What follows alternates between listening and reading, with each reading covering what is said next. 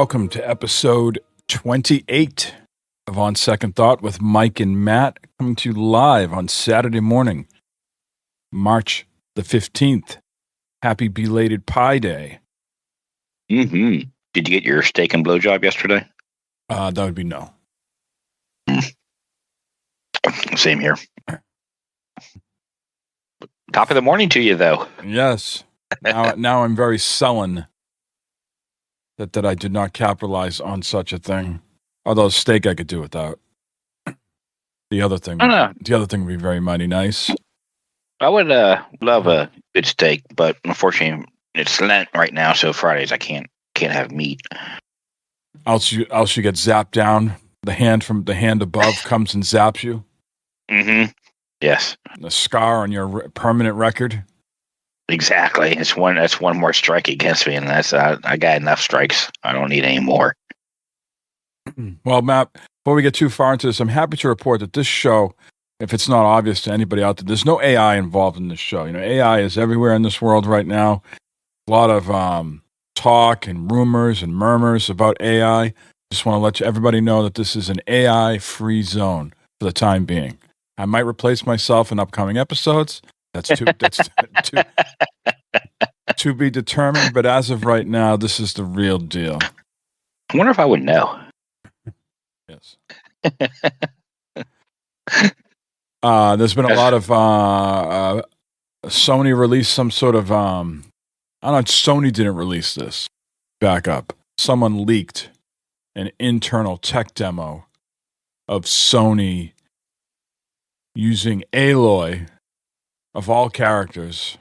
And, you know, if you know the whole backstory of Horizon Zero Dawn and Aloy and computers, it was an odd take. But anyways, they did this tech demo where basically you could talk to Aloy and it'd be like a large language model where you could say, "How are you today?" And she'd tell you this. But more importantly, I think what they were trying to test out is that you could, even though that you would be playing as Aloy, as the character, you as the player could ask essentially, I guess, yourself questions like, "Hey, where am I in the game?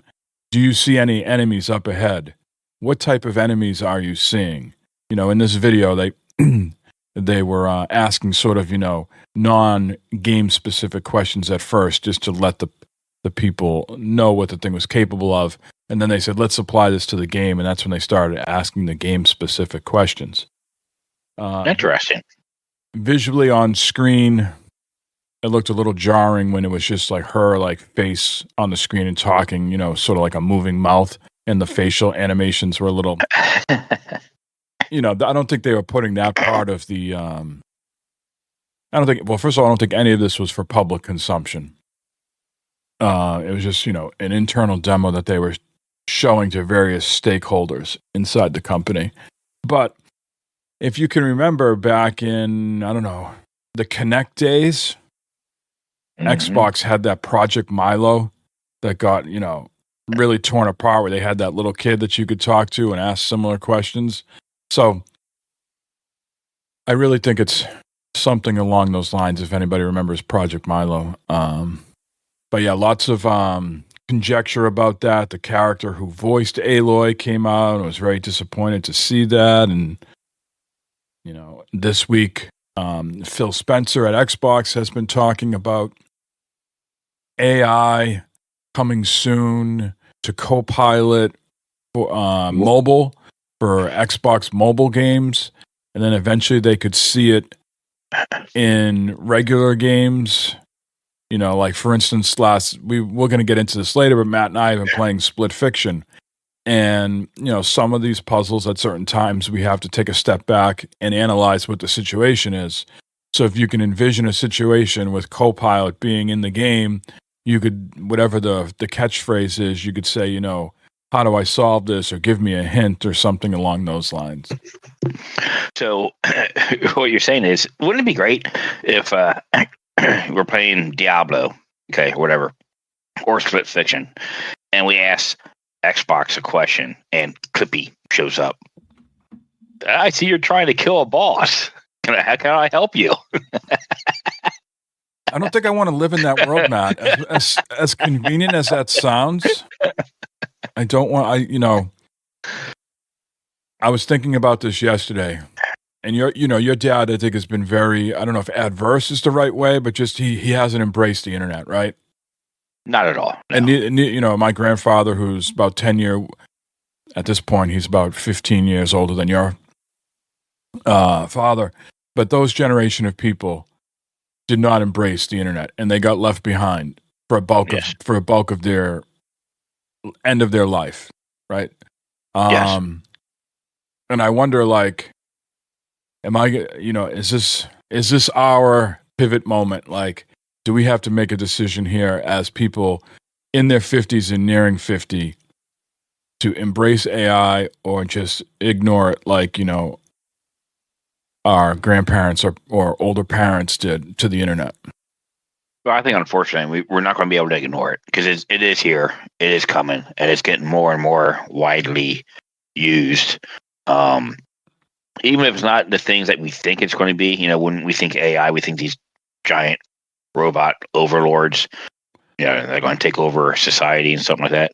But I think AI is also the things running in the background to help, with computer stuff or just programming or, analyzing like weather or something like that. That's why a lot of these people have lost their jobs. Oh, absolutely. Yeah. This I don't want to get into politics, but there's scuttlebutt that the IRS will use AI, and that's how they'll figure out people who in filing correctly or incorrectly. Imagine trying to fight your case against AI. Well, the AI model's never wrong. Like, yeah, exactly right. Yeah, like that. Yeah, that's a world I really don't want to. I don't want to be in. But we've had this conversation before.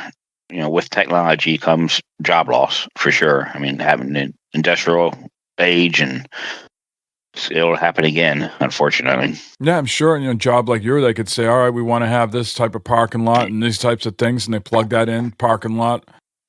Yeah, and the computer spits it out a lot faster than Matt Helmer could fucking do it in whatever that program is you use. Yeah. We need a stormwater detention basin that holds this amount of volume of water, this high, this deep, outlet structure this big, and it goes in and does it for you. It's it's very possible. Well, to turn the doom and gloom upside down, this show once again is AI free for this week. Next week and subsequent weeks, we can't make any promises. Yeah, I am not a robot. I am real. I think they have moved on beyond those types of voices too. That's the problem, right? That's the scary thing. Yeah. That's why I don't answer the phone anymore, right? Because you don't know what's on the other end, right? Right. You don't. And I don't know about you, but I know it's not AI to this point, but my phone is getting inundated lately with text messages about not paying the tolls, like the highway tolls. I'm finally getting some of those too. Yeah, and the FBI came out the other day and said, don't even click on them. Yeah, just delete it. Yeah. Yeah. Any messages I get, I never used to get spam messages on my phone. I've got a couple of the toll ones. I've gotten a couple where you get a text message and it say like, "Hey, Johnny, are we still meeting up this afternoon?" And then you reply back, so you got the wrong number or something like that. And then it comes back, "Oh, I'm sorry. Aren't you? Isn't this Johnny? Whatever." Phishing scheme. And then phishing, yeah. And then it says, "Oh, well, hey, I got you on the line. Can I need blah blah blah." I say, "Okay, yeah." But yeah, anymore, I like how on the phones you get like a preview of the message, and right away you can know if you can just delete it or keep it. Yep. I don't like you. I don't get a lot of spam on my phone either.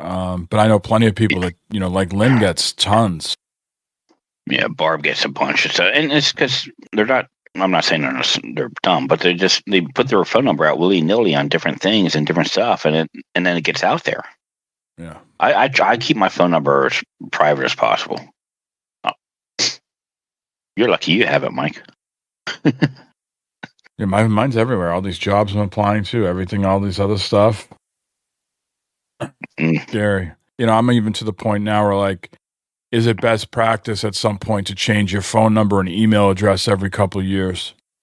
Oh, that'd be a pain in the ass. It would be, but was that what we're going to have to get to here? Anyways, yeah, that's not why we're here. Spring has sprung. Matt was reporting temps in the 70s this week. It's only gotten in the 60s here in Massachusetts. It's supposed to be a 61 today, 65. See if I can get out on my walk. A lot of time constraints today with family and stuff like that. But anyways, the warmer weather is here. The Red Sox and baseball teams have sent their minor league players by and large to the minor league camps, and you're starting to see some spring training games with their expected lineup as we get closer and closer to the opening start of MLB. I thought there was a game in Japan, though, already, right? Has some games actually started, or is those exhibition as well? I think those are exhibition. I don't think the real ones start until next week. I know the Dodgers are in Japan. Yeah. I don't think that's a real game yet. I could be wrong. But I thought that was next week when they start doing the actual ones that count for the season. Mm-hmm. Over there. Yeah. And there was a big to-do this week in baseball about these hats that MLB authorized. It was the the logo over the name of your town. And so you had some inappropriate words put on these hats, like the ass hose and the Titas, the textures, Titas. and the Los Angeles analies. I mean, it's just no. They were ugly too. They were ugly. I'm not sure if they all got pulled, but a bunch of them already got pulled from the stores. Yeah. Yeah. I saw the Texas Titas. People were posting on eBay. Sounds like $600 or something like that. Oh, boy. That's great. The Reds might be getting a new uniform this year. I just read an article this morning. MLB The Show, of course, is on top of things with their game and stuff. And apparently there is an alternative uniform that you could get in MLB The Show in Rowdy House. Do you have Rowdy House in your area? It's a sports wear type of place.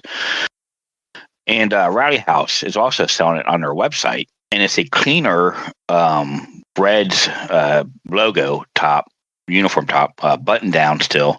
But people on Reddit are speculating that it's probably for the game that they're going to have in Bristol at the racetrack. That it might be for that, a one-off uniform for that game. But it looks nice. It's sharp looking. It's clean. I might have to buy it if I get a price on it. I glazed over with all that Reds Bristol racetrack. Mm-hmm. Yeah, it's going to be awesome. I wish I could go. Sounds as Midwest as you can fucking get. Hell yeah, buddy. A lot of hee-haws and hoo-hays. Uh-huh. It's going to be great. Yeah. You heard about that, right? They're going to play in the middle of the Bristol racetrack, baseball game. I just heard about it. Just got the news. Got the intel. Got the drop. Yeah, I thought you would have known that by now. Yeah, it's pretty cool. They're going to play. I don't know if you're familiar at all, but Bristol Motor Speedway is a very small NASCAR track, and there in the infield, they're going to put a baseball field, and it's the Reds and Cubs. Are they going to have the cars go around at the same time, though? Would that be awesome? Would that be great? The announcers two things at once. The announcers couldn't announce shit because they're getting drowned out by the engines. Yeah, that'd be awesome. No, I think it's two separate events. Sometime in August. I believe it's in August. Yeah. Anyways, and MLB's still got to be milking that Field of Dreams games here, right? They've done it the last couple of years. Well, they didn't do it last year because they're making it bigger. They're redoing the stadium and the field, which takes away the whole point of doing the Field of Dreams, if you ask me. But I think it comes back this year or next year. Yeah, the whole point of doing the Field of Dreams thing was the fact that it was small, again, Midwestern thing, and on the Field of Dreams type of stuff out there. And basically, it was a minor league, field, stadium, maybe a little bit smaller than that. and now they're making it into a larger venue and so forth. It's like, okay, well, now it's just like any other fucking game. It's not anything special, in my opinion, with that. There's all sorts of problems in St. Petersburg with the Rays. I think they're going to force that guy to sell the team. Again, not to wade into politics, but the guy who runs MLB these days is a big supporter of the current president, and I bet the current president wants to move that team, Vegas, Nashville, whatever. And the poor owner in Tampa can't get his shit together, or can't get the support together or the funds together to build the own stadium. He backed out of that, and their other stadium is in disrepair because of the bad storms they had, and they're playing at a minor league park this year. And the other owners not happy with this unsettled situation. Now, it's going to be a big mess. You want to follow drama, you go tune into Tampa Bay Rays this year. There's going to be drama around that. Yeah, I'm glad I'm not a fan or part of that team. Yeah. I mean, nice to have a team outside stadium, big stadium out there. And I think it would do well. I mean, Miami doesn't do that great. I mean, I think it's fucking hot as balls sometimes out there, though, too. So, indoor. Well, Miami's got the dome, right? Indoor. No, Miami's got outside. Both Miami and the Dolphins are outside. Now, whether Miami has a retractable dome there that they can put over their thing or not, I am unsure, but I don't think they completely play out. I don't think they completely play inside. I think it's similar to like the Diamondbacks where they can put a cover over it, but it's still like, it's not enclosed like the Minnesota Twin Dome, you couldn't see outside at all. No, I think the not the Dolphins, but the Marlins. Don't they play indoors? I don't believe so. But I thought with that huge monstrosity of an ugly home run celebration thing. It's a retractable roof. So they play at the Lone Depot Park, I guess it's called now. It's a retractable roof like Toronto. So they can close it if they want. Yeah. But no one really goes to those games. You argue, like, is it because the product? Is it because that, I don't know, but it's never really caught on there. You're correct. Yeah. When the Marlins first came on the scene, it was a big deal, but not. And they're talking about a new team. Have you seen the designs that they've leaked out there for the Nashville team? They're trying to get a team in Nashville. So whoever this organization is putting out, this is what the uniforms look like. And this is what I'm saying. Keep an eye on the Rays. But anyways, nicer weather here. That means baseball, but there was a lot of football this week. The rumors out there, Bengals are close to signing both Jamar and T. Higgins. We'll see how that plays out. Patriots. Man, every day they say that, but nothing happens. Patriots signed a bunch of guys, but very few noteworthy guys. A lot of plug-and-play guys, lunch pail guys. We'll see if it makes a difference. Not much movement on the offensive side of the ball, so I still expect them to be a very poor team next year. Other than that, Matt, last week we talked about the baseball. The last episode, 2 weeks ago, we talked about that Paul Skenes baseball card. And I guess it's up for auction right now. Depending on which site you're on, the current bid, and I'm not sure when the bidding ends, is somewhere between $550,000 and $660,000, which to me seems low. I thought it would have been like in at least over $1 million. So I'm not sure what that family expected. Maybe this is exceeding their expectations already. I mean, don't get me wrong; it's a good chunk of change. Auction house is going to take some cut of that. Whatever lawyers they get involved with this, I'm sure they just didn't put it up there themselves. They probably got someone to go to the auction house, and then whatever tax implications are. So everybody's getting a chunk of that. When all's said and done, you spent what you said, anywhere between $100 to $250 on that pack of cards, and so your return investment on that is through the roof anyways. But we'll see if it shoots up as the season gets closer here. I didn't realize that this Skenes guy is like also like has a wife or girlfriend who's like a big like social media influencer, and that's part of his appeal to like the younger crowd. They're like these people that are very active on social media.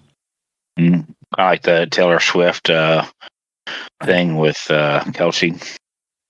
No. Taylor Swift's fucking makes that woman who goes with Skenes look like me and you. You know, she's chump change. I mean, Taylor Swift is a fucking billionaire. I'm speaking along the lines of bringing young people in to watch the Chiefs. None of these kids or girls, women would be watching the Chiefs if it wasn't for Taylor Swift. Yes. There's maybe some of that appeal. Hopefully, they're not stealing wombat babies and going on social media. That woman should be shot as soon as she crosses the border back here. Yeah. Asshole. What were you thinking? She wasn't. I'm surprised with all the hype around that card. I'm surprised it's only going for $550, $600,000. There was a lot of hype around that. Yeah, I mean, with the given 30 years of season tickets and other money and all types of stuff. I don't know. I mean, to me, it's the more I think about it, it's like, why would you pay that? The guys had what, 1 or 2 good years, 2 years in the majors, a year and a half. Yeah. I mean, he could blow out his arm tomorrow and be the next. What was that guy that was with the Nationals? Oh, Stroudsburg, something like that. Yeah, Strasburg. And he was supposed to be like the next phenom.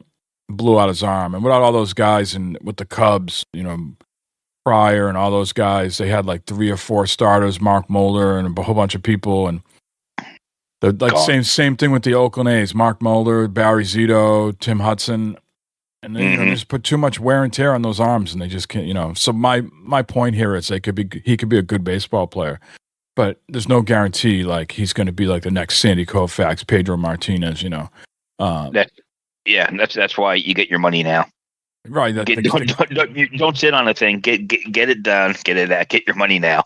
Yes, from the kid's perspective, 100%. The buyer's perspective, you just got to be flush with cash. That, you know, this is just an investment. You know, it's like buying a stock. Very volatile. It could go up, it could go down, but you know, you're taking a chance here and buying an individual stock. Yep. Anything else, sir, going on in your world? I know we've been doing a lot of gaming. We've got to get into what we've been playing, but anything else? No, I'm looking forward to spring and summer not coming. Be starting to head out to the property every other week here soon. Start mowing and doing stuff out there. Looking forward to it. Be nice. My zero turn comes back on Wednesday. Just sent it out for servicing, but I still have where the sun is on my grass. You know, all the snow has melted, but I still have a significant amount of snow and crust of ice where the trees really block the sun. So it's going to take like consistent days of warm weather for that to melt because it doesn't get any direct sunlight. Like my back patio. Again, I've said many times, my property sort of is like a U, and my house sits in like the middle of the U. So one part of the U gets a lot of sun, the other part is covered up by a lot of trees, and so like the patio and other places still have a lot of crust and ice that are just slowly melting. But you know what happens? It gets in the 50s, 60s during the day, and at night it goes back down to freezing temperatures in the 20s. So you get this yin yang of melt creating ice. Got to melt. Got to melt the ice it just created. You know. Yeah. Back and forth type of deal. So I won't be out there mowing. I don't think, at least for another month or so. Yeah. The problem with. Go ahead. First thing that needs to happen is a good cleanup. All the wind we've had this fall and winter has put a. You know, I clean the grass before the season ends. Get all the leaves off and everything like that. But with all the wind we've had, it looks like I did absolutely nothing out there. Yeah, unfortunately, back in the fall, we didn't get a good opportunity to take care of the leaves and that around here because of the rain and snow early and all that stuff. So my backyard is not looking good. I need like a couple weeks dry. I can get back there and actually do some stuff because my backyard gets to be a sloppy mess. With the rain, it doesn't drain very well, unfortunately. So when it rains, it kind of stays sloppy for a while. Now the truth comes out. That's why they call you Puddles. Nothing to do with throes of passion. It's all about your backyard. I disagree with that statement. The truth shall set you free. Jesus Christ. All right, let's get into what we've been playing here. Lots of stuff to get to. We'll do Split Fiction last. We'll get the other stuff out of the way. I think we've both been playing a little Diablo here and there, bouncing back between our seasonal and our Eternal Realm characters, just messing with builds and so on and so forth. Nothing really groundbreaking to report in Diablo. I think we're kind of casual. We're in casual mode now for about another month and a half until the next season drops at the end of April. Yeah, I think we've both been kind of working on our Eternal characters, getting them kind of, I would say, up to snuff. Not as powerful, at least mine. I'm not going to speak for you. My sorcerer, I've been doing Torment 2. Pretty much no issues with anything. Torment 3 is a struggle. I'm still out there hunting for a couple of decent pieces of loot to work on to do. But I've got a pretty good build going on with him with fireballs. And he does pretty good. He does all right. It's comfortable playing him. So, yeah. Waiting on season 8 to come out, which is end of April now, something like that. So we got a ways to go. We got a ways, and we'll see if they've lost our mind share by then, if we'll circle back. That's a lot. I mean, it's only March 15th. There's a Steam sale going on right now. There's a lot of things that can take your gaming time away between now and April 29th. So we will see. I'm not sure what you're interested in is this, but I do believe also Fallout 76, the Ghoul update, is coming out here soon. Fallout 7, that seems like a distant memory. But boy, I put in north of 800 hours in that game, and I think Diablo, I got to be just north of 500 hours on all the various systems I played it on, between the Steam Deck, Steam, Xbox, PlayStation. I don't have all my hours in one central location. So yeah. The Ghoul update. I'll have to watch some streams of that and see. My fear was that everybody was going to be a goddamn ghoul. Yeah, well, there's going to be a ton of ghouls, unfortunately. Let's see. Other than that, I've been putting in a lot of time in Avowed. I am still in the second biome. I can't remember last time when we spoke where I was 2 weeks ago, but I am in the second biome, Emerald Stair. I'm going to push forward sometime either later today or tomorrow to the main quest, but I've been doing all the side quests as possible to level up. So I think, unless I discover more side missions, I think all of those in that region are complete. I got a few treasure maps to knock out, and then I'm back on to the main quest. Really enjoying it. The game gets a little samey after a while, like the same types of enemies. I wouldn't say there's a ton of variety, but it's a nice little RPG to kick around, explore. You feel like you're constantly finding stuff, constantly upgrading your gear, finding new gear. Whether the new gear is better than the gear that you already got equipped and you've leveled up, that's a debate that you can have. I'm still running with my gun, and instead of a shield and a frost axe, I now have this two-handed weapon called the Emerald Splitter that does a lot. That's awesome. Does a lot of damage. I'm killing ogres pretty easily. So I was telling Matt this last night when I moved forward with the main quest. It's not that the boss lady is hard; it's that all the ads that they put in, they're making the situation harder than it is, because they're just flooding the screen with enemies. If it was just me and this woman fighting, I could be more strategic with things and take her out. But there's bears, there's all sorts of mushroom people, there's animancers coming at you. There's just a bunch of crap on the screen that makes the boss battle itself hard. I've done it a couple times and I've failed, so I've retreated and leveled up again. They put out an update this week, I guess based on feedback from players. They decided that they needed to reward players with extra skill points. Maybe people were complaining that the leveling up was going too slow. I don't know. But for, I think, every 5 levels that you increase now, you're going to get 2 extra points. So I'm level 13. When I signed on the other day, I had 2 extra skill points sitting in my basket that I could apply. Nice. I know you reported the same thing as well. So Mm-hmm. Matt is stuck a little bit earlier in the game, and unfortunately, Matt is stuck in a place where he can't back out. He's in a boss battle where they sort of lock you into that. Now, the only thing you could do is go back to a previous save if you had that. Like you go into your auto saves or something like that. Yeah. Select one and then go level up and then come back to the fight. Where the boss battle I'm in, I can walk away from. I can. Maybe you can do that too. Maybe you can go into the thing, or do they have the area closed off that you can't even walk away? Yeah, I gotta look and see because I haven't tried that. So I gotta look and see if I can go backwards out and do some other shit, get more prepared or something before that happens. Yeah, collect more potions. I mean, they invested a lot of time in this game with the narrative, lore, and I got to tell you, it's going in one ear and out the other. You know, I feel bad that there's a lot of people that invested their time, but the story is not really grabbing me whatsoever. It's not like a Witcher story or Red Dead Redemption. There's nothing there with. To me, it's too much fantasy. It's not appealing to me in that aspect. But I really enjoy the combat and looting around and finding stuff and leveling up. That's what's keeping me coming back to the game. And again, you know, some people said 52 hours, 60 hours. This is going to be 100.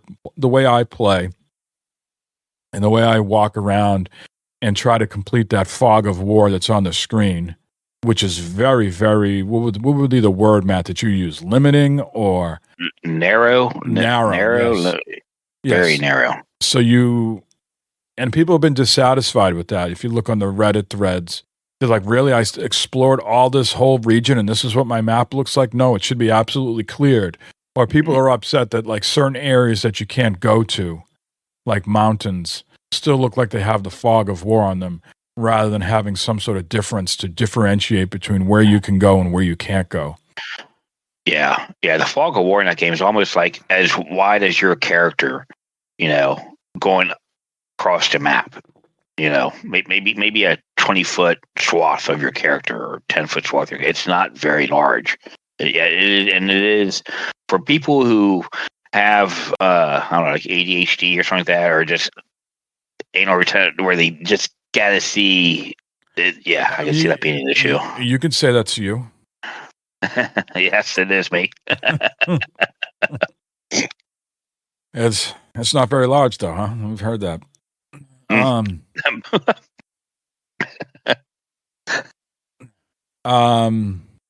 there's a lot of things about this game that I feel like I am not embracing or used. Like I'm not changing a lot of the transmog. I just picked a random character. There's things like that I think they invested a lot of time in that just didn't grab me, and I'm just here for the combat and the looting. So I will see it to the end, play it to the best of my ability. I still get a kick out of if you ever get a chance, Matt, and you go into third person mode and you jump around from place, like, you know, traversing, you almost look like a witch on a broomstick without the broomstick. It's hilarious. Like your character just like floats from where you're jumping to the next. I'm not sure if they saw that at some point in development, goes, yeah, that doesn't exactly look right, but we wanted to give people a third person perspective, so here we are. Definitely looks a little wonky there. Why don't you jump in and discuss what you've been playing up to Split Fiction, because then we can both talk about Split Fiction. Yeah, so one of the big games I purchased, Kingdom Come Deliverance 2. And man, that game is awesome. It is great.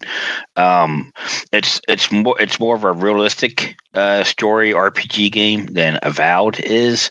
I know we discussed one day, Mike, about the scenery and graphics in Avowed and how it's more of like a fantasy type looking, and Kingdom Come is going for the more realistic look, like a Red Dead Redemption or a Grand Theft Auto, where the detail and realism is there, and the atmosphere playing a game is just absolutely incredible. Like when you wake up early in the morning in game, okay, after sleep like overnight like that, it feels like you're waking up early in the morning. There can be like a mist out there. You hear, some light bird chirping and some bugs here and there. It's really, really cool with the atmosphere that around that game. And again, it looks so realistic when you're walking around. The scenery is incredible. Story is pretty good so far. Combat can be challenging. Can be very challenging, actually. Can be hard to play. It's sword fighting, so forth, and blocking, and you have stamina, and the stamina drops very quickly, and you can't really do much of anything with that.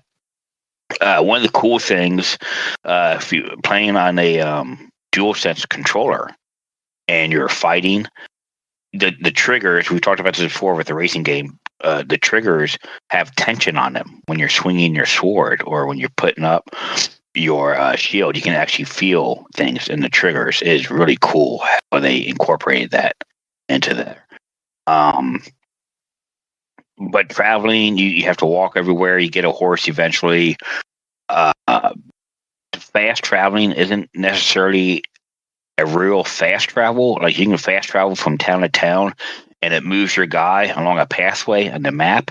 But like there could be, as you're moving along, a bandit jumps out of the woods or something like that. It'll pause you moving and say, a person is up ahead. Do you want to walk by or do you want to stop and investigate?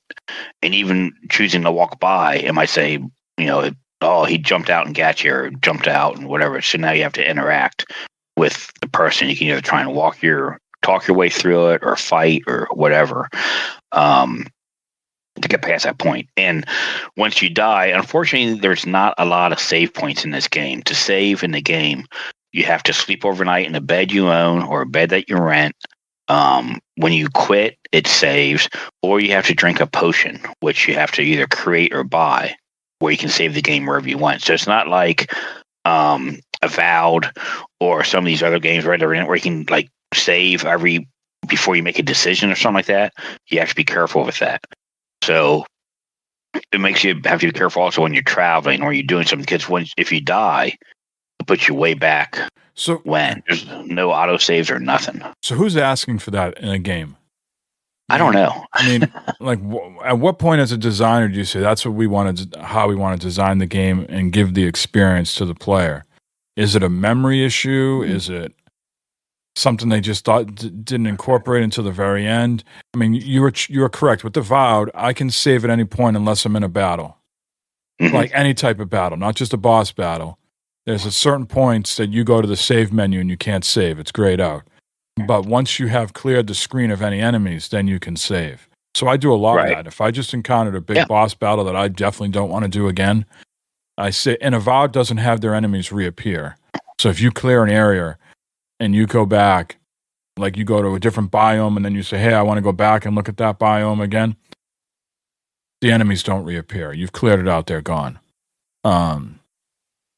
So, it's nice to be able to save like that. So when I hear that in Kingdom Come, is that just, do they want their games to be difficult? They don't want it to be just, save scumming and just people blast their way through it. They want to put some sort of challenge in their game like that. I'm trying to think back to Red Dead. Red Dead was similar, right? Red Dead, you could pretty much save any time before you knew something was coming up. You could go in, you could do like a quick save or something like that. I thought you had to. I'm trying to remember back to the first one. I know you had to go to the bed. Like when you first get to that woman's estate, property, farm, you get the bed. Yeah, the first one. Yeah, I think the first one was a little different than the second one.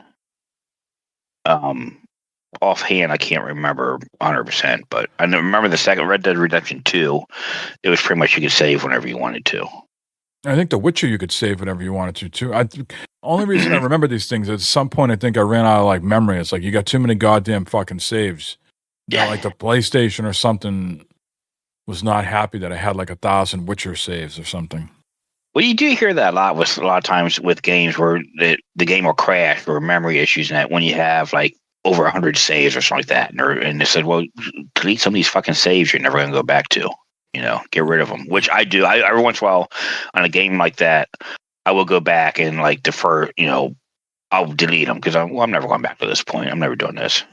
With Avowed, I am not creating new saves. I'm just overwriting my existing save. Mm-hmm. Mm-hmm. Yeah. And it is nice to fast travel in Avowed. You can't fast travel wherever you want. You can fast travel to camps that you've unlocked, and you can fast travel to waypoints that you've unlocked as well. Yes. So far in Kingdom Come, I think you can only, at least in my playthrough, you can only fast travel to towns. There's no other like waypoints or anything. One of the benefits I think for me, I have the game ready to go on PlayStation at some point. Probably will play it after I finish Avowed. The nice thing is by the time I get to it, some quality of life improvements could come out. They can rethink some of these things. So some of the things you might have experienced as a day one adopter might be phased out by the time I get there, if there's enough rumblings in the community.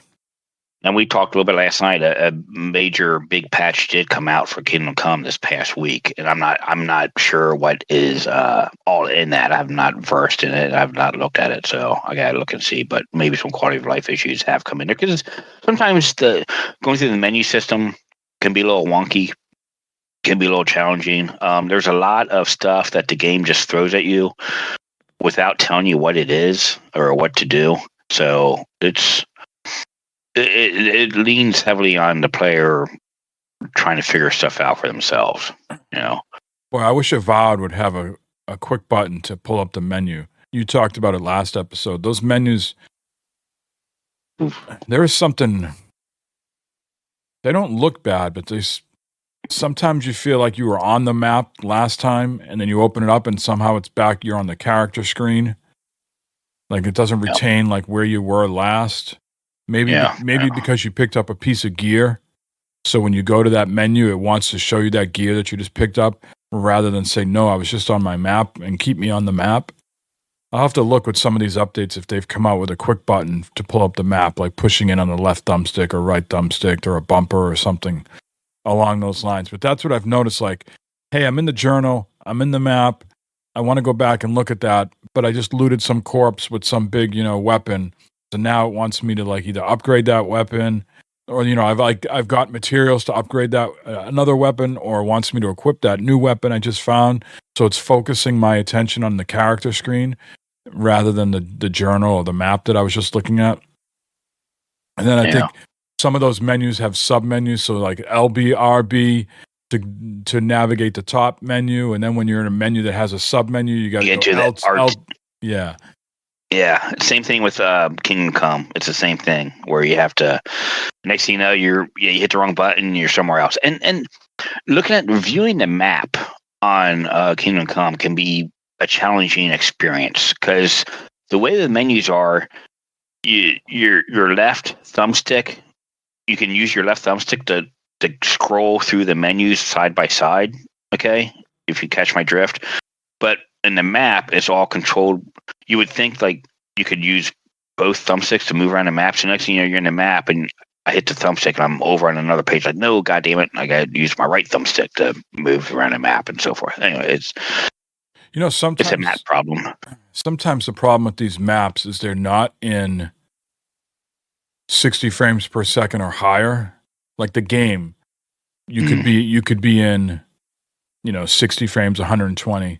But then you go to the map, and the map is not optimized for the same thing. And it feels like you're very sluggish to move through some of these maps. It's like, what the fuck? My character can blaze across the screen, but then it feels like the map is like stuck in mud. Yeah, right. Yep. I think that kind of feels that way in Kingdom Come, where it's slow. When you're panning, it's very slow panning. Yeah. The realism thing, I noticed some of that, and I think I said to you with Avowed is very aware that it's a video game to me. Not that there's like they're breaking the fourth wall and saying, that it's coming out in the game saying it's a video game, but it's very evident, some things that are in the game would not be seen it's a fantasy world, right? So there's some things Right. that would not be applicable to our life, hundreds of years ago. Some things are, some things aren't. They've taken liberties because they know they're very self-aware that it's a video game where, yes, Red Dead Redemption and this game, Kingdom Come, they're not trying to do that. It's very much a realistic approach. Yeah, right. Mm-hmm. Yeah, two different games, two different, settings, but both I think are very enjoyable for sure. Okay. So let's move on to Split Fiction. And you don't have anything else, did you, for Kingdom Come? No, that's it. No. Okay. So plays well on the Ally. Sorry. It does play well on the Ally. What default settings? You haven't done any tinkering or tweaking or anything like that? I honestly don't know how to tinker with the Ally. I should start figuring some of that shit out. All right. So Split Fiction, this is the latest game from Hazelight Studios. If you know of their other games, they've put out Brothers, I don't know the full title of that game, but Brothers something or other. A Way Out and It Takes Two, and now Split Fiction is their fourth game. This is a co-op experience, online or offline. You buy the game once, and the other person can play it for free. All right, and I think, can't speak for it. It Takes Two, but at least with this version, someone could be playing it on PC, and the other player could be on PlayStation, Xbox. In our situation, we have opted to both be on Xbox to play it. So we are both on an Xbox Series X. First of all, there's we haven't had any performance issues. It runs fine, very well optimized. The getting in and out, getting the friend invite over to Matt, getting him in the game, takes under a minute. So they've really, worked that out, very seamless. We look at some of these publishers and games that have had many, many iterations of their games, and they still sort of struggle with that aspect of getting players in and out of the game easily. This is very, very well done. Absolutely. Best part about this game, I think, is how seamless it is to just get in and start playing. It's very quick. No, and we haven't had any issues with Matt lost connectivity or me or anything like that. Nope. It's been rock solid there. No issues at all. Yep. So loosely the setting here is you're some up and coming writers trying to get your novels, books published. You go to some sort of company that's going to help you out with that, and the company has some sort of Dr. Evil, nefarious plans to steal your ideas, and then I'm not sure what they're going to do with you. Something happens where you get joined at the hip with this other writer, and now you bounce between the worlds that each other were creating in their minds. So one character, Matt's character, is more of the sci-fi writer. My character is more of the fantasy RPG writer. So you bounce back and forth between those types of worlds. And then there's also the side quests that you can encounter at points. There's little bubbles that you will encounter, or the girls themselves will say, hey, there's a side quest over there, which I haven't really fully, they're not full stories that they flushed out. They're just, either short stories. A lot of stories going on. Let me just put it there. They have nothing to do with the main story. No, but they do impact the overall health of the bubble that you're in. Is that accurate? I think that makes a little bit of sense. Yeah. So, I think, correct me if I'm wrong, Matt, the game starts off slow as far as difficulty, and then it spikes up. And I would say it also starts off short. Some of these chapters, side stories, are short. And then, I don't know if we just completed chapter 3 or 4. I want to say it was 4. That felt like a mammoth fucking chapter. It was a lot of work going through that thing, man. Holy cow, there was a lot going on. And they are, there's a lot of, would you say, video game callbacks, tropes? So we just played a sci-fi world, and so it was, red versus blue. Matt's character was red. I was blue.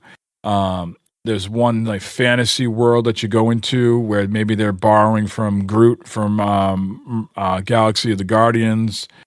There's a lot of things. I forget, there was something else that came up the other day, and you were like, "This feels like blah blah blah." And the side scrolling, just a typical, if you think way back, and then the NES days, Russian attack and things like that, where you side scrolling with your guns. This video game was made by people that play video games. Is the way I could describe it. So you're doing a lot of things, maybe that you haven't played in other games, but they've now turned it into a playable mechanic. I think there's some stuff in this game that I've never seen, never played, but somehow it still feels familiar. Yeah.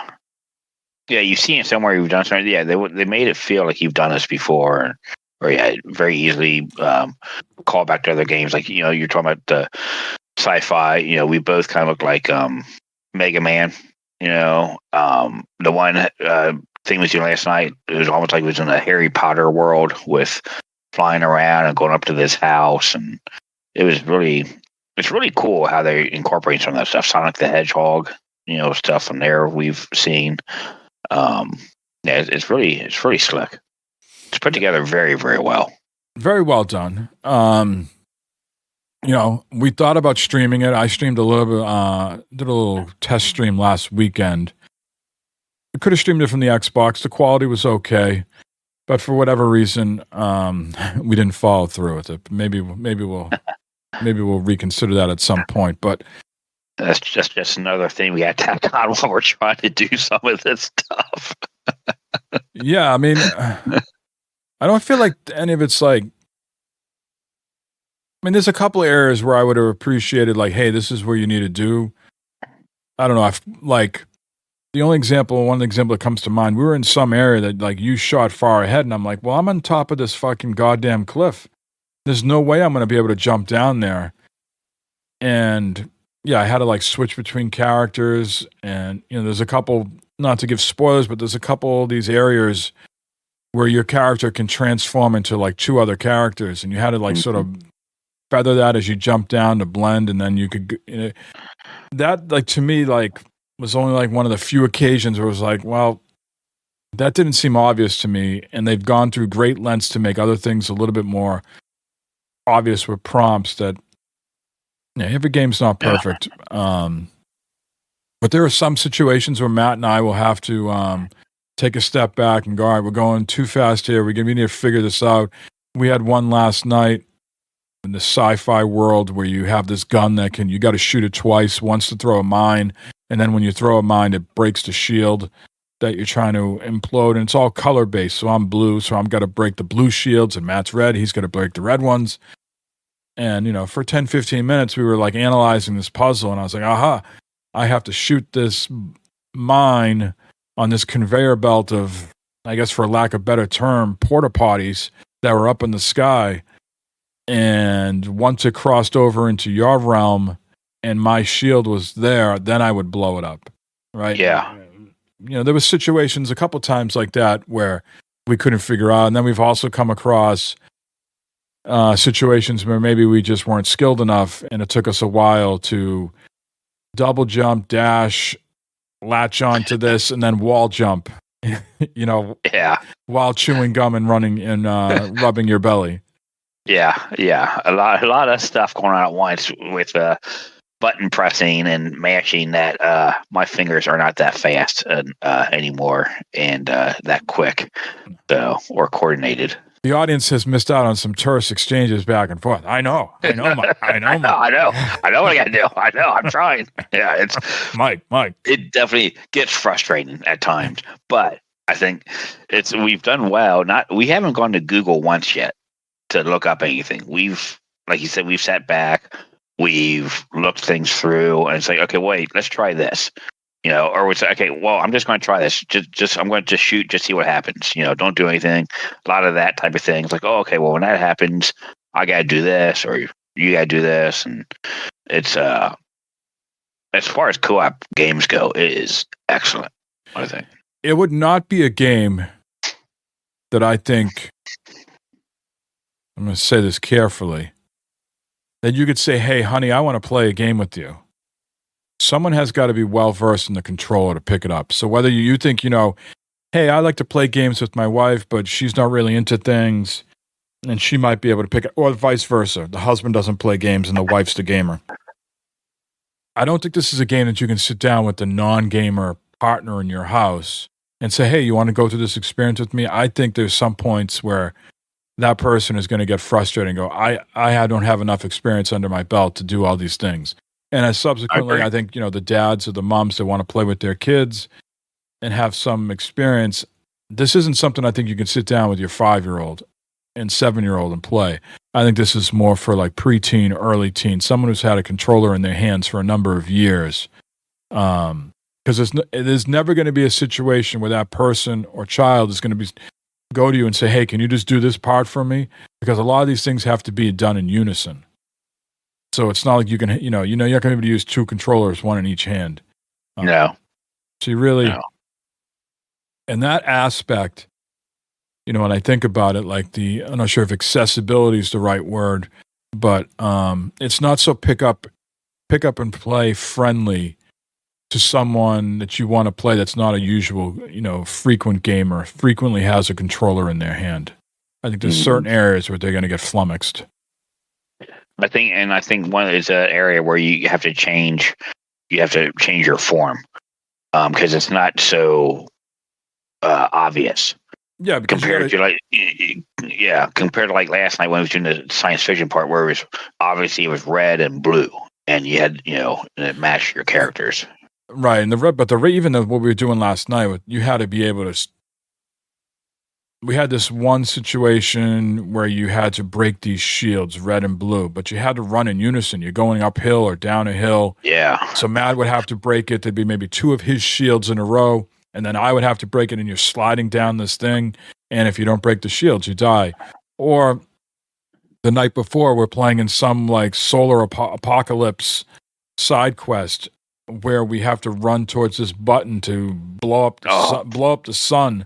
And we have these shields, and like the shields will temporarily block the sun's rays, but your shield will only last for maybe 5 to 8 seconds. So Matt would have to dash forward with his shield. And then as his shield is, deteriorating, I have to jump. It's like a seesaw, like a tug of war. Like you'd have to run to this machine, but one person in front of the other alternating. Yeah, I think that was challenging there, and then I think another challenging thing we had to do, which was get to the frustration point because it kept going, was that the game show where you had to toss back and forth the bomb. Yeah, I think of for people listening, think of like American Gladiator, where you had to like sort of like take these balls from one place and put them in the other place before something attacked you. So some sort of game show similar to that, but yes, Matt's on one side, I'm on the other side, and we'd have to throw this bomb back and forth to each other and get it into certain, places before it exploded. And you only could hold on to that bomb for maybe 3-4 seconds, 5 seconds tops. Yeah. It was a challenge. But I think it's a great game. I'm enjoying playing it. I like figuring out the puzzles and stuff. I think the biggest frustrating thing for me with the game and where I kind of lose my patience is some of these boss fights are just where they are right on you, where there's no hiding or running from the boss, or if like the boss has like little minions or something that throws out at you, those things are just on top of you. Yeah. There's no leeway. So. The only thing I was saying in its defense is it has a pretty good checkpoint system for the bosses. Yes, it does. It doesn't punish you like it's not like Dark Souls where you're halfway through the boss and then you've got to a sort of big climactic moment in the boss fight and then you die. It doesn't penalize you and like put the health all the way back to 100%. It knows like you got to that point. So whether you're 75% down, 25% down, it knows to keep you at that point if you both die. And the nice thing about the game too is in certain situations, a lot of times if Matt dies and I'm still active, or I die and he's still active, there's like a combo. Just got to spam the Y button to like complete this sort of octagon illusion that comes up on the screen, and once the meter fills up for that, then you're back in the action. So oftentimes it doesn't mean like that's the end of the fight just because one of you died. You can come, as long as one person stays alive, you can sort of come back into the fight. Yeah. Mm-hmm. Yep. So I have no idea, Matt, where we are in the story, if we're like halfway through, a quarter of the way through, but we've been playing what? When did it come out? Tuesday or Monday? I think we started playing Monday night, didn't we? Yeah, we played Monday night, Tuesday night, Thursday night, and Friday night. The only night we didn't play was Wednesday. Yeah, we're putting about 2 hours a night into it. Yeah, usually about 8 to 10:30, 8:30 to 10:30, something like that. Yeah.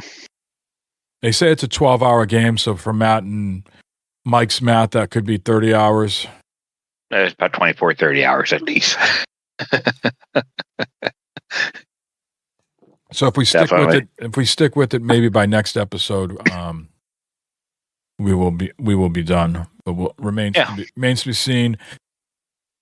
As we're playing the game, my impression is you might have a different take, Matt, but my feeling is not it is not as good as It Takes Two, because I think a lot of the stuff we've already, while it's not carbon copy, I think a lot of the stuff we've already felt like we've experienced in It Takes Two. The gameplay mechanics, sure, can be different, things we've never done before, but it's sort of lost that magic when you played It Takes Two. Like, that was like a wow, holy Christ moment. There's some beautiful areas in this game, no doubt about it. But some of that, as it first hits you, you don't have those moments anymore because It Takes Two was so groundbreaking, in my opinion. I thought It Takes Two had some better environments as well. Maybe the story lended to that more of like, the backstory of the game, the places it was taking you. This, because you bounce back and forth between the two different worlds. I haven't had that whole, I think a couple times I said to you, wow, that really looks nice. But I distinctly remember some of those, like the skiing area that we were in, and It Takes Two. Yeah. And the water with the battleships, and It Takes Two. I was like, oh, this looks really, really incredible. I still think Split Fiction looks really good. There's nothing, doesn't feel like a step back as far as design, but just the way that hits you the first time, and you don't have that magical moment anymore. So if I know that, they got to know that. So I'm really curious what they're going to do with their next game, because this guy doesn't sit on his hands and just pump out games. He'll come out with another thing in 4 to 5 years, and I'm excited to see what that's going to be. Yeah, I think tend to agree with you. It Takes Two. It was for lack of it was like one package, the game, with the environment and the story and everything. Where it seems like Split Fiction is two different stories because you're going back and forth in that. But yeah, I tend to agree with your statement there. I think it definitely Takes Two. If I were right now rate both games, it would be It Takes Two over this one. A lot of people have complained that there's no story in this one, and It Takes Two had a story. Certainly, maybe parents that were getting divorced. This, though, I think you got to really. The story is like almost like these. I don't want to spoil anything, but almost like these characters. Like, one is an overshare, one's an undershare, and trying to break. At least so far, it's more about them like getting to know each other. Plus, whatever that's guiding them throughout. A lot of criticism, and a lot of people didn't give the game high scores for the narrative aspect, that they felt the characters were flat. From where I'm sitting, I got enough shit to do on the screen. If all of a sudden I had to expend my energy to dive deep into these characters and get intertwined into the narrative and be compelled by it and hold my attention, I don't know how good I would be doing the other shit. So I think it strikes for me, my taste. Reviews are all subjective, but for me, it has a nice balance between the gameplay is the heavy focus. There's a loosely based story. I'm smart enough to pick up what's going on here between the two sort of narratives that are going on, what's happening at the publishing place, and then what the interplay between the two characters. Yeah. Yep. Anything else you wanted to touch upon with that? No, I'm curious to see where the game goes. I mean, I got an idea what's going to happen. I think it's pretty obvious, but yeah, and I think that's what makes the game fun is that there is some traditional video game stuff going on here, right? And I think it's meant to be a fun game, but yes, the outcomes are maybe what you've expected all along. Yep. All right, moving on to some gaming news. We just got a couple of articles here to go over. Windows Central reported this week that a third-party handheld is due out later this year for Xbox. So it's not an Xbox Microsoft product. It's not something, that's going to say Xbox, I don't know, like you go get the Series X or the Series S, right? This is working with a third party, an OEM, and Project Kenan, Kennan, is the name of the project, and Asus has been revealed as the partner. So think if you got the ROG Ally, the ROG Ally X, this is just going to be a different flavor, the ROG Ally Xbox or something along those lines, right? So it is really not what I want. There's a lot of different opinions on this. The tinkerers, the people that like to get under the hood are saying if you release a gaming handheld that's not a PC, that's a deal breaker for me. I want to be able to go in there and put any sort of store on there, load any sort of game I want, and tinker and tweak with it as best as possible. There's the other side of the room that says, that's why I have a console. I'm not interested in that. But I would like to take my Xbox games on the go. I want this thing to be an Xbox and a handheld. I boot it up. There's my dashboard. There's my games, and I'm off and running. And I'm not tweaking. It just works. Just like you put the PlayStation in, the Xbox on. Yeah. The games just fucking work. And that's what those people don't. That's what some of the people in the room want. The other people are on the other side. Nope. I like the flexibility of the ROG Ally, or how I can boot up in Windows on the Steam Deck or boot up in Linux. So this machine, the best of my knowledge, what I can understand, is more like what the systems that we own. It's going to be PC based, but there's going to be a focus on the Xbox ecosystem. There's talk of blending the two stores, the Windows store and the Xbox store, so it's all one. I think right now there's just a lot of unknowns, but I think Xbox is using this as a learning experience before they come out with their own. I know it's not going to be like the PS Vita, but before they come out with their own, like I just said, their own hardware, where they're not going to Lenovo or Asus, they're going to use this as a test bed to see how it goes. Yeah, I think this is mainly going to be a Xbox flavored Ally type of system. It's going to be Windows PC based, most likely. It'll have, instead of the Armor Crate software where it puts all your games in a library, there'll be something like Steam or something, but it'll be Xbox based. It'll be like the Xbox app on your PC. Yep. Will be prevalent on this thing here, where you just press on it. But I think people that are hoping to play every single Xbox game that they have on this, I don't think that's going to happen. Yeah, not yet. I mean, they just had a story this week that over 1,000 games are now in the Xbox Play Anywhere. So they're making efforts towards that.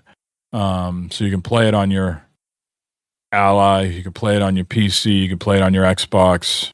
But yes, not everything is just going to work.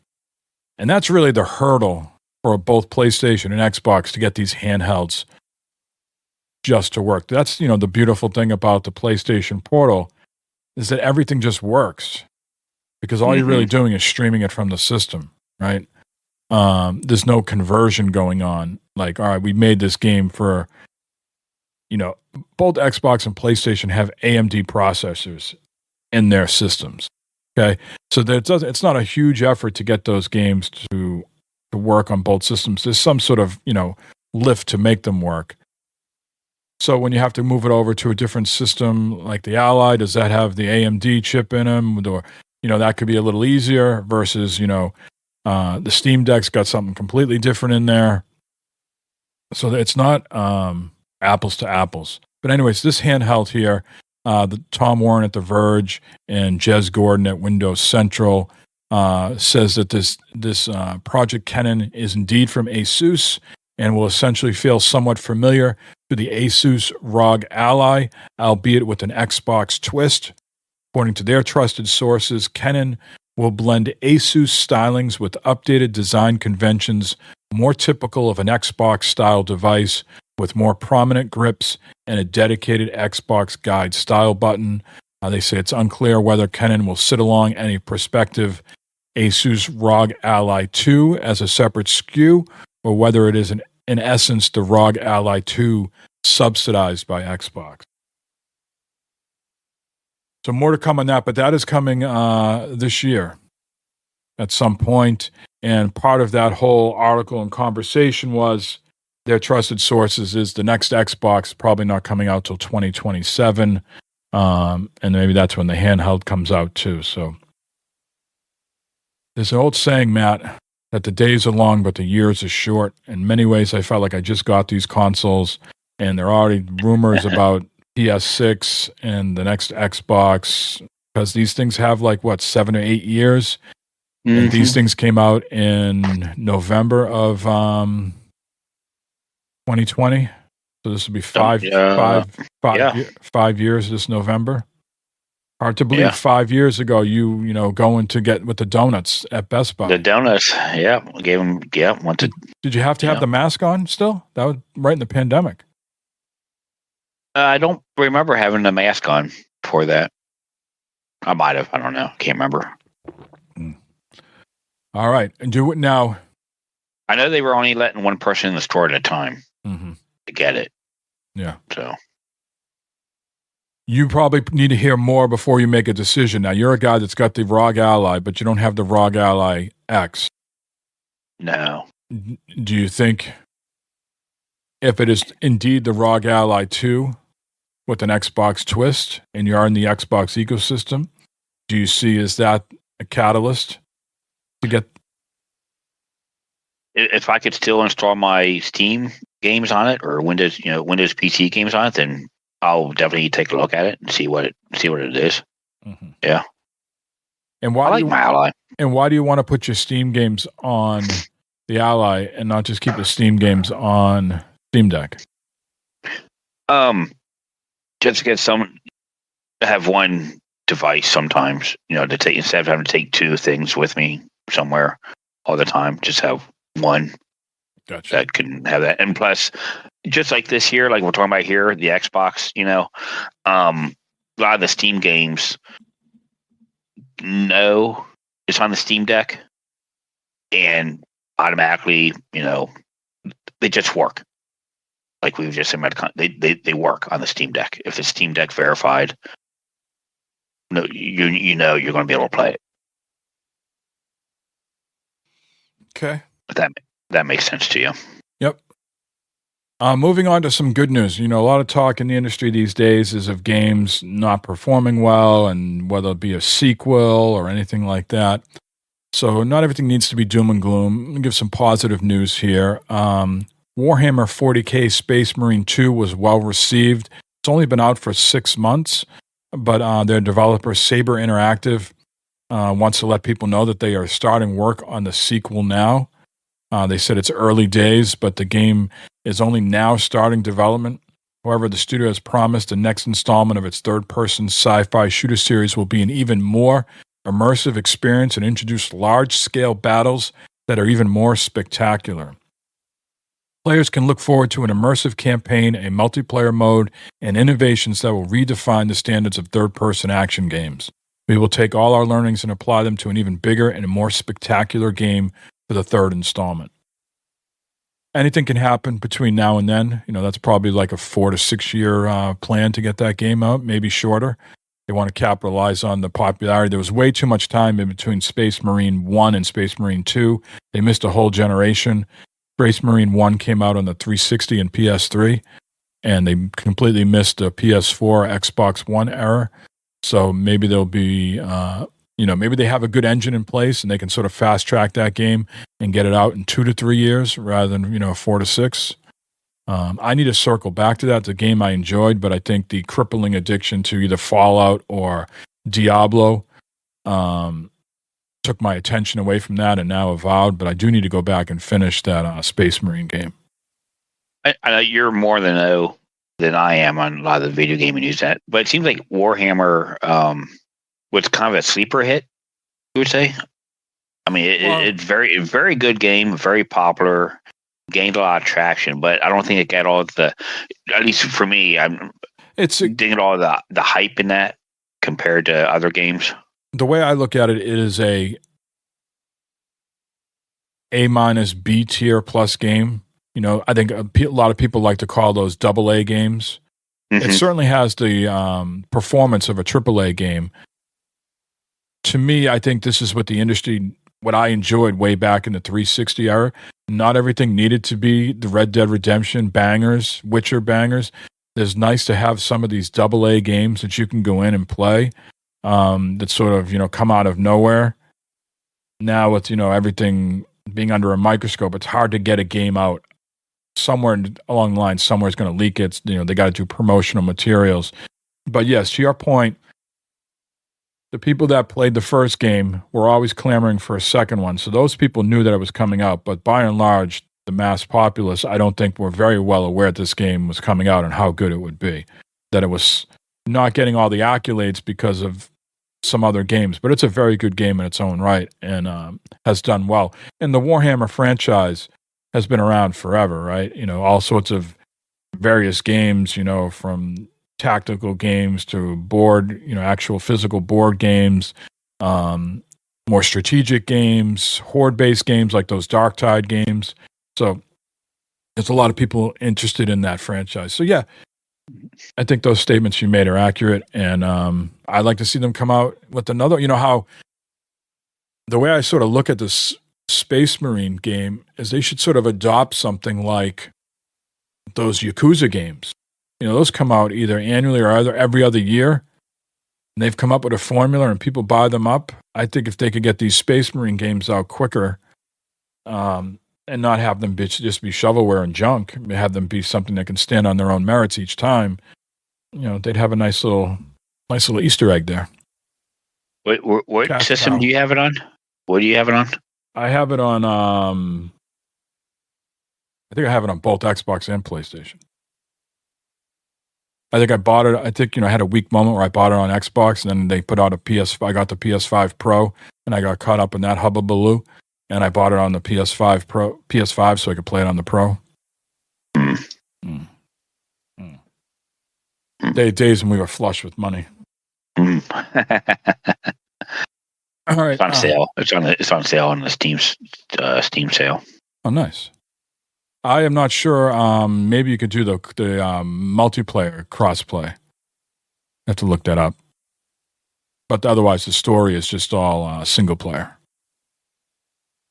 All right, last two stories here. We know Forza Horizon 5 will be coming to PlayStation. We've talked about that on a couple episodes.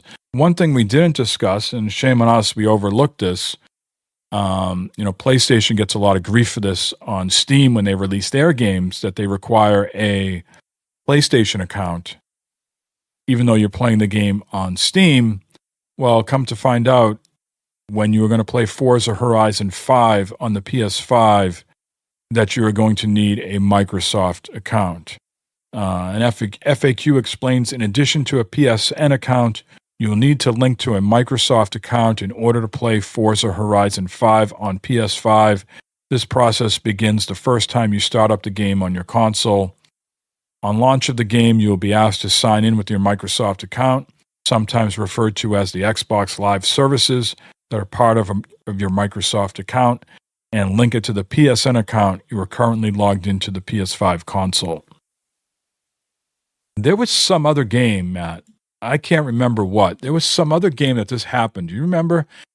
We were playing something with like Mafia and all of his crew, and they needed to get, was it Sea of Thieves? I think it was Sea of Thieves. They needed to get a place. Possibly. We were playing on PC. I think we were playing on PC, and they had to create a Microsoft account. Even though they were playing it like on Steam, they weren't playing it in the PC. Yeah, I think I believe so. That could have been the game.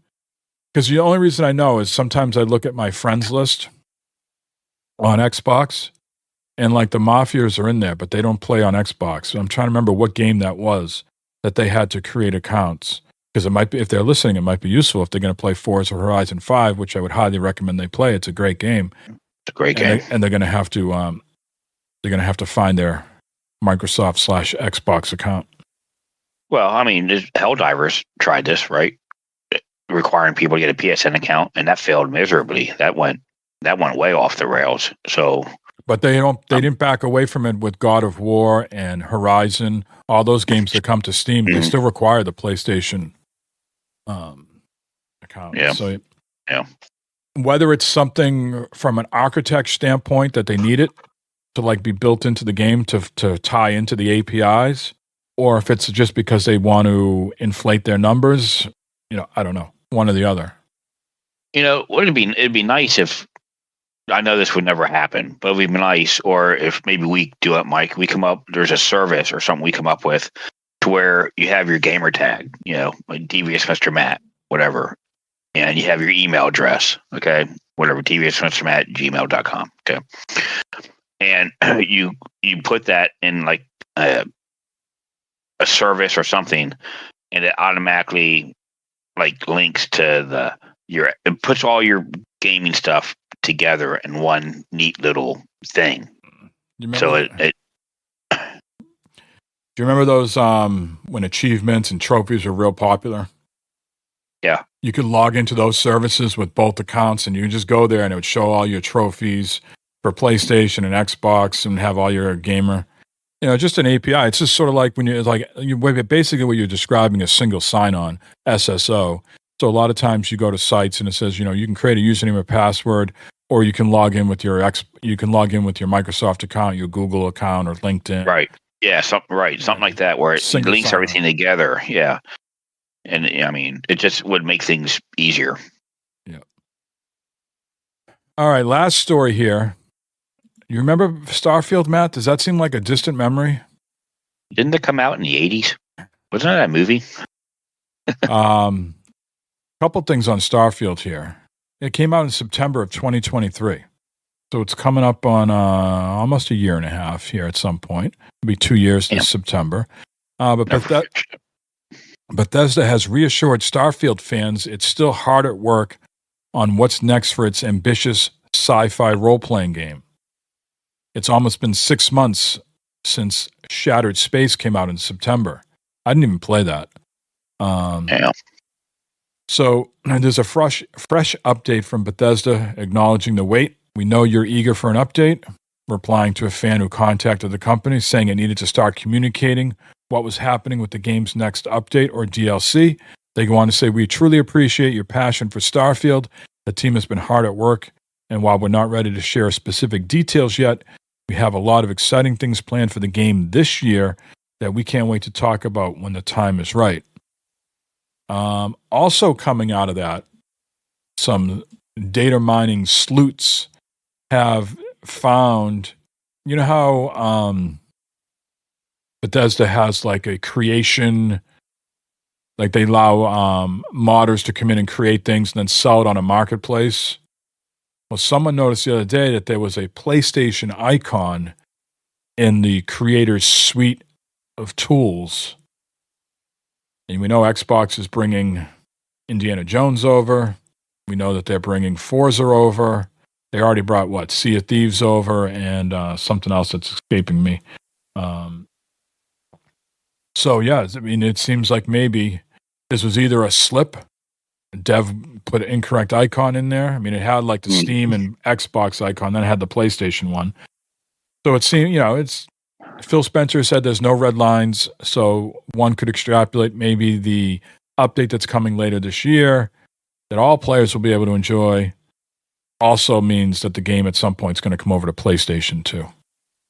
I really think Xbox, needs to get their games day and date everywhere. That's like really going to be the magic potion for them to get firing on all cylinders of getting PlayStation players, get that FOMO on day one, the hype, they buy it, and then the Xbox Game Pass people, same type of thing. Everybody enjoys it on day one seems to be the way to go. And I feel the same way with PlayStation, going to PC. I know a lot of people feel that takes away from the PlayStation experience by releasing games day and date on PC. But to me, if that means that these companies can stay healthy and they can get that cash coming in to make more games and their games do better, then that's a pill I'm willing to swallow, to give up some of that, sort of exclusivity experience. Because these games cost way too much to make, and sometimes what happens is a year goes by and the mind share is off to something else, and people don't care that all of a sudden God of War is coming out, a month, a year and a half later on PC. But if you released it day and date, everybody would have got caught up in that hype, and you would have had the PlayStation people buying it and the PC people buying it, and the funds would just pour in. Yep. Now the flip side to that is, games might take longer to make because the games people are just making the game specific for that system. Like Naughty Dog just makes Last of Us for the PlayStation, and then some port house comes in and makes the PC version, right? Yeah. So they have to work. Go ahead. Well, I said then it gets into we've wondered this with Fallout and some of the other games where PC Game Pass versus like the Steam version. Are you getting the whole game, or is there things you're leaving out or missing out on? Yeah, I'm struggling with that right now because there's a game that I want to play that a lot of people said is really good. It's called Eternal Strands. It's on Xbox Game Pass and PC Game Pass, but it's also on the Steam sale right now for $29.99.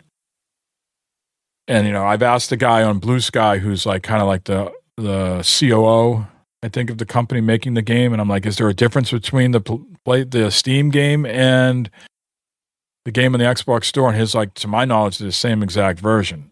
I don't know how widely people know that sometimes those versions can be different. Yeah, and I don't think it's different because I think it's a technological thing, not versus like, well, we don't want to give the best version to Xbox or the best version to Steam, vice versa. I think there's some sort of API technological issues there that prevent them from making the game the same between the two platforms. Yeah. Yep. All right. That's, as Paul Harvey says, the rest of the story. Something like that. Good day. Good day. Anything else you need to get off your chest, Matt, before we wrap this up? I'm good. You're good? Okay. I'm good. Well, this has been episode 28 of On Second Thought. We will talk to you again in 2 weeks. Would that be the beginning of April, Matt? April Fool's Day, somewhere around there? Oh, my goodness. April Fool's Day show. Wouldn't that be something?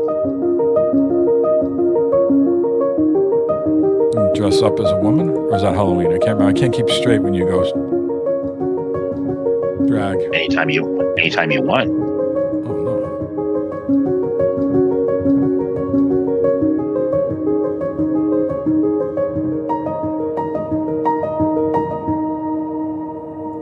Hey, laser lips! Your mama was a snowblower!